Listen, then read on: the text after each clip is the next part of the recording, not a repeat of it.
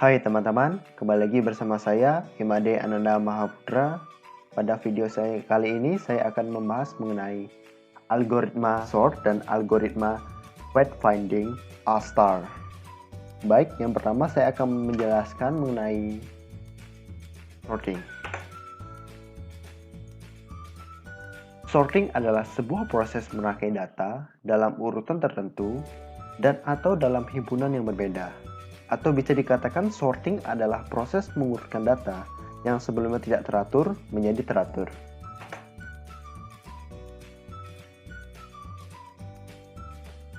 Pada sorting ini memiliki dua macam. Yang pertama ada ascending atau mengurutkan angka atau karakter dari yang terkecil menuju yang terbesar. Lalu yang kedua ada descending, yaitu mengurutkan angka atau karakter dari terbesar ke terkecil. Baik, sorting yang saya gunakan kali ini adalah dengan metode bubble sort. Apa itu bubble sort? Bubble sort adalah suatu metode pengurutan yang membandingkan elemen berikutnya. Perbandingan elemen dapat dimulai dari data yang paling awal atau yang paling akhir. Apabila elemen yang sekarang, yang dimana itu sebelumnya, lebih besar dari elemen berikutnya, maka posisinya ditukar. Kalau tidak, posisinya tetap.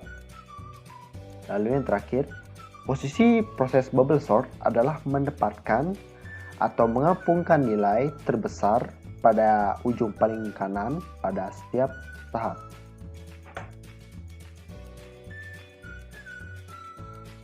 Adapun kelemahan dan kelebihan dari bubble sort ini.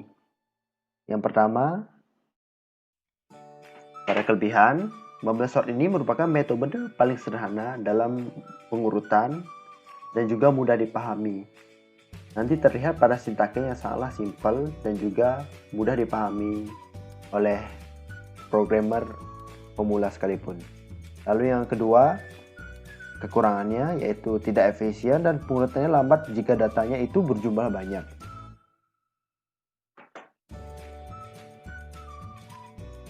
Lalu di sini saya akan menjelaskan proses pengurutannya. Yang pertama, program akan menentukan data yang akan diurutkan dan disimpan dalam array. Lalu yang kedua, melakukan pengulangan dari data tersebut. Yang ketiga, melakukan perbandingan data yang satu dengan data yang lain, di mana jika data lebih kecil atau lebih besar, yang dimana saya akan simbolkan dalam I, dari data yang lain, atau yang saya simbolkan dengan I plus 1, maka posisi akan ditukar. Lalu yang keempat, akan mengulangi langkah 3 tersebut sampai semua data dibandingkan. Setelah semua itu selesai, maka saya akan menampilkan data hasil perbandingan tersebut. Lalu selesai.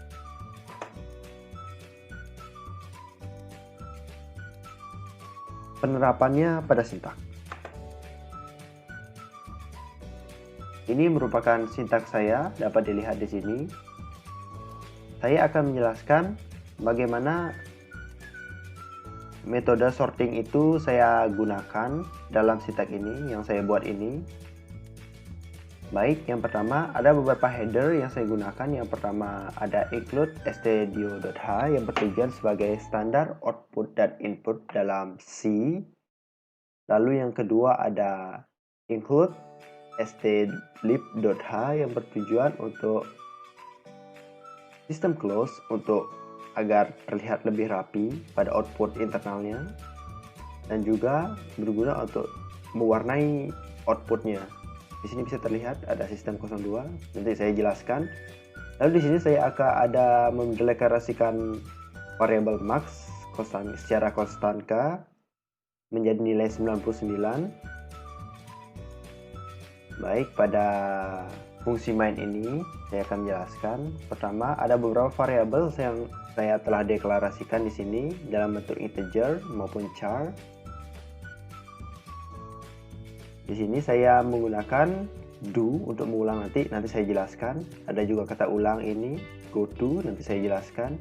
Di sini seperti yang saya katakan tadi ada sistem color 2. Ini bertujuan untuk mewarnai output sistem.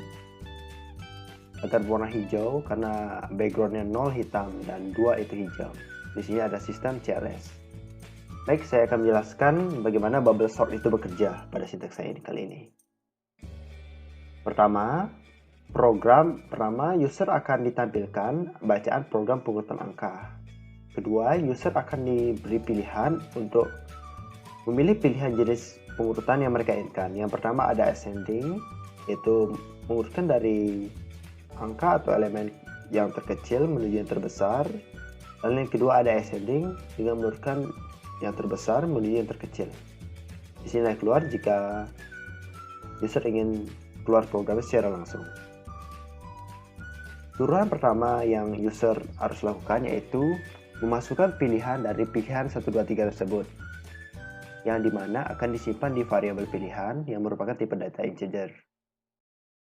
Kita ambil contoh, user akan memilih nilai 1, di mana pilihan sama dengan 1, maka akan dijalankan sistem close, yang dimana akan menghapus output ini, lalu akan menampilkan penurutan ascending. Di sini user akan diarahkan untuk memasukkan panjang dari suatu array yang mereka inginkan, yang dimana itu akan disimpan di dalam variabel panjang yang merupakan tipe data integer. Di sini ada proses looping untuk bertujuan untuk memasukkan elemen atau nilai-nilainya menuju array.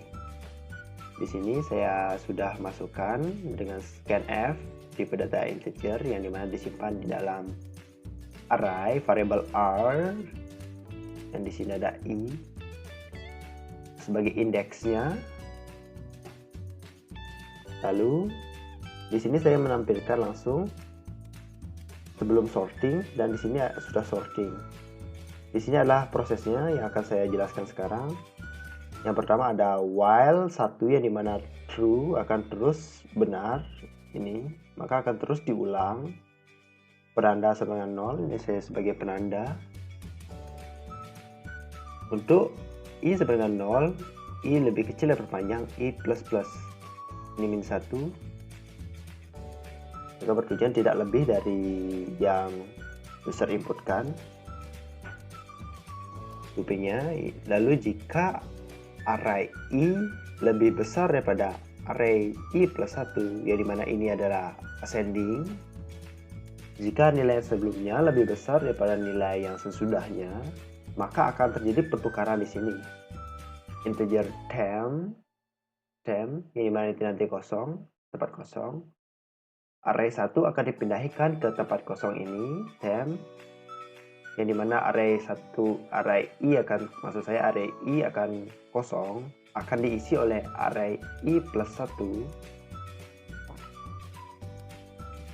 Sebenarnya tidak kosong ya teman-teman, itu hanya penyimbolan saja. Akan dideklarasikan menjadi, sudahnya akan dimasukkan ke dalam array i, yang dimana array i plus 1 juga akan kosong, yang akan terisi dari temp sebelumnya. Jadi di sini akan terjadi pertukaran antara array i dan array i plus 1. Lalu penanda i ditandai 1, yang dimana jika ini 1, ini tidak bekerja, akan terus berulang sehingga syarat dari if i lebih besar daripada array i plus 1 tidak terpenuhi, maka penanda 0 inilah yang akan terpenuhi, maka akan menjalankan break, di mana mengakhiri sistem dari looping while true ini, yang dimana akan langsung men-print f ini sesudah sorting, dan for untuk menampilkan semua array di dalam data array i yang sudah dideklarasikan, yang sudah diisi oleh sorting yang benar. Baik, setelah itu selesai, sudah angka sorting yang benar selesai atau angka yang telah diurutkan sesuai user selesai, maka akan dijalankan, akan ditanya kembali oleh program apakah user ingin mengulang program atau tidak. Jika iya, tolong inputkan Y, dan jika tidak, tolong inputkan N. Jika iya, maka akan diulangi ke program semula yang dimana dari sini. Jika tidak, akan ditampilkan terima kasih. Baik, agar lebih jelasnya mungkin saya bisa mencobanya langsung di programnya. Baik, saya akan jalankan programnya secara langsung. Di sini saya menggunakan CodeBlock sebagai IDE-nya untuk menjalankan sintak yang tadi kita sudah lihat. Baik, kita akan jalankan.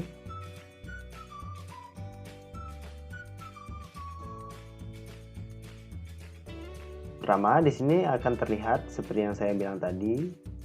User akan ditampilkan pertama program pengurutan angka yang merupakan judul dari program saya ini. Lalu user akan diberi pilihan untuk memilih jenis pengurutan yang akan mereka pilih. Yang pertama di sini ada ascending dan juga descending maupun keluar program. Baik, sesuai contoh tadi kita akan inputkan contoh 1. Kita akan beri contoh. Di sini memiliki 9 array, banyak arraynya 9, dimana kita akan mengurus saja masukannya secara random.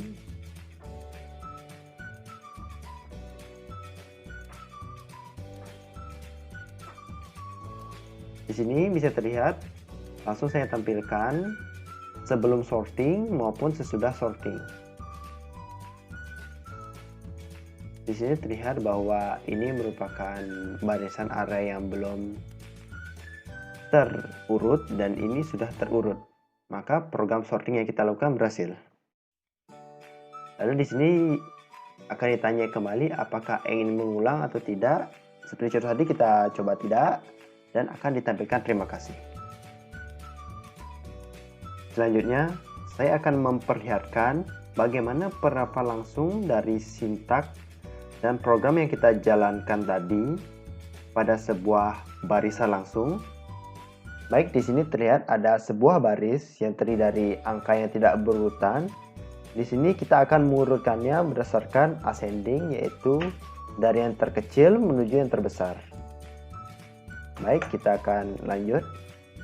Di sini pertama terlihat bahwa program langsung membandingkan angka yang paling awal, yaitu angka 2 dan 8.